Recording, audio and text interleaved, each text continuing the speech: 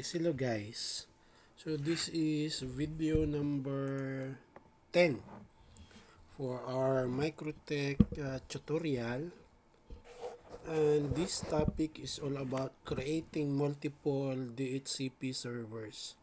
So in the previous video, we created multiple bridges, bridge for our Wi-Fi and computer networks, and bridge for our CCTV. So in this tutorial for number 10 video tutorial, gagawa tayo ng dalawang additional DHCP server to give an IP address para sa ating CCTV. Okay? Example natin CCTV last. Okay, so saan tayo pupunta? So pag once open na yung Winbox ninyo, punta kayo sa IP, tapos pool. Gagawa tayo ng pool.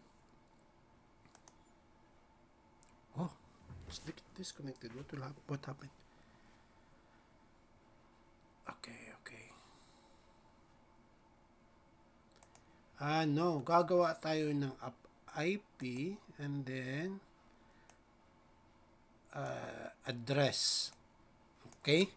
So, ngayon, gagawa tayo ng IP address para sa ating bridge. Kung na-remember ninyo, itong bridge 2 natin, wala pa tong IP na ina-assign. Right? Itong CCTV na bridge. So, dito, kung napapansin ninyo, mayroon meron na tayong isang IP address dedicated for our local bridge. Ngayon, gagawa tayo ng bago, 192.168. Gawin nating 5.1/24. So, ito yung network na 192.168.5.0. Okay? And then, i-assign natin sa ating CCTV. Apply. Okay.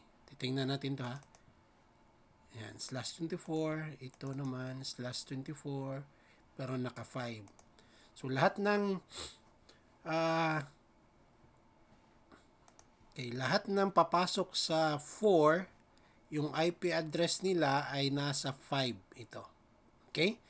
Next, meron na tayong address para sa ating bridge. Next, pupunta tayo sa IP pool. IP, then pool.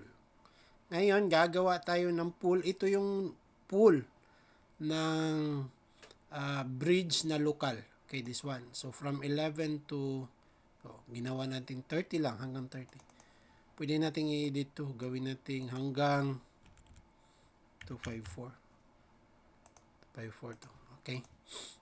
Kung napapansin ninyo, nag-change siya. Yung computer natin ay binigyan ng IP address na .30. Okay? Gagawa tayo ng pool para sa ating CCTV. So, add. Then, name natin na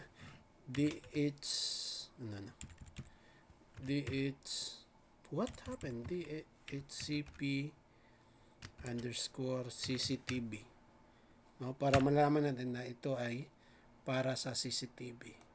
Yung addresses natin is 192.168.5.2 hanggang 192.168.5.20. Dami, no? Dami ng CCTV hanggang 20. Apply. Then, okay. Okay? Wala pa yan nakapasla kasi dito. Walang nakasaksak, kaya wala tayong use na address para sa ating CCTV na pool. Okay? Next, pag meron ka ng pool, punta ka sa IP and then punta tayo sa server. Okay? Kasi si DHCP server, siya yung nagbibigay ng IP address to our DHCP client. Okay? So, punta tayo sa DHCP, add tayo dito. Uy, meron na palang nagawa ko. Remove ko para makita ninyo. So, add. Then, gawin natin itong DHCP CCTV. Para malaman natin na CCTV yan. Then, saan na interface? Sa ating CCTV na bridge, di ba?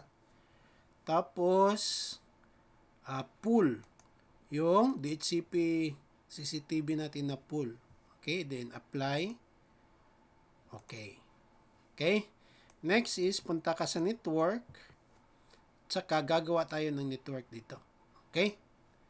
Yung network natin is 192.168.5.0/24. Ano yung gateway? Yung sa bridge na IP address natin. Ito. 1. Si 192.168.5.1. Okay? Dito tatagos yung network natin dito sa bridge na CCTV. Yung subnet mask natin is 24. Or kung gusto niyo ng long format, 255.255.255.0. Apply. Okay. Kung pupunta tayo sa leases, makikita ninyo, meron tayong isang computer. Actually, makalagay dito ang name niyan. Kung maraming connected sa yung network, naka-lease yan lahat dito. Okay? Try natin remove. I-remove ko siya. Ilalagay ko siya sa port number 4. Nawawala. Okay? Ilalagay natin sa port number 4. Ayan ang problema. No? Okay. Okay. Yan. So, nagbibigay siya ng IP address. Kung napapansin ninyo, yan. Yan, ito si computer. Check natin ha.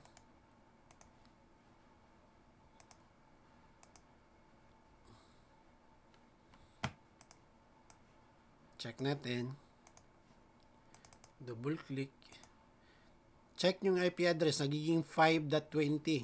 5.20. Kasi, nilagay ko siya sa port number 4. So, itong dalawa, kung example, meron tayong dalawang computer, no? Na D is for dynamic. So, ibig sabihin si DHCP server ang nagbibigay ng IP, not static, no?